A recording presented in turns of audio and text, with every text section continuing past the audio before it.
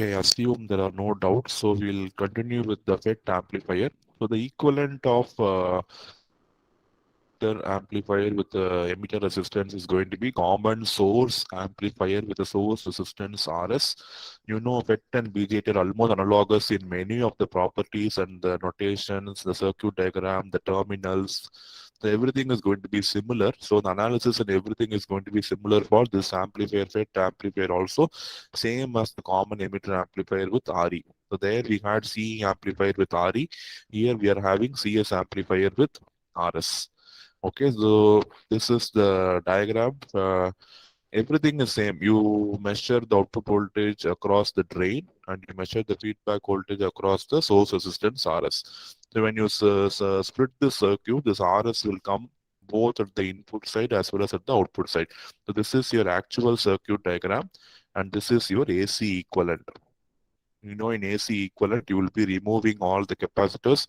You will be short circuiting all the voltage sources to see how the components are getting connected between the input and the output. And finally, you will replace the low frequency model for FET.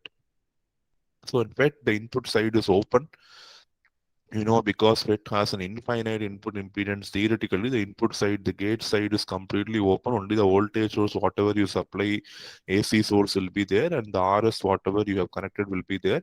Output side, you have GM, VGS parallel to RD. RD is your drain resistance. So these two will come always in FET. Then comes your externally connected components. Then comes your RS. Then comes your RL. Okay, so remember this one will come always. This one depends on what circuit you are using. So it will have components whatever you have included in the circuit. So the same way, this is also going to be a trans conductance amplifier, and we are going to find out what is the value of GM. So we know GM is equal to output current by input voltage I naught by VI, and you know in FET VI equal to VS, and VS is between gate and source, so it is VGS. So GM equal to I naught by VGS. Find I naught, you have to use current division technique. The total current is GM VGS and it is flowing through RL plus RS. So opposite resistance is RD. So minus GM VGS into RD divided by RD plus RL plus RS. Okay. So you should not write only RL, you should write RL plus RS because they are in series. And you know, divided by VS is going to be VGS. So I can cancel this VGS and VGS here. And GM into RD, you know, it is minus mu divided by RD plus RL plus VRS.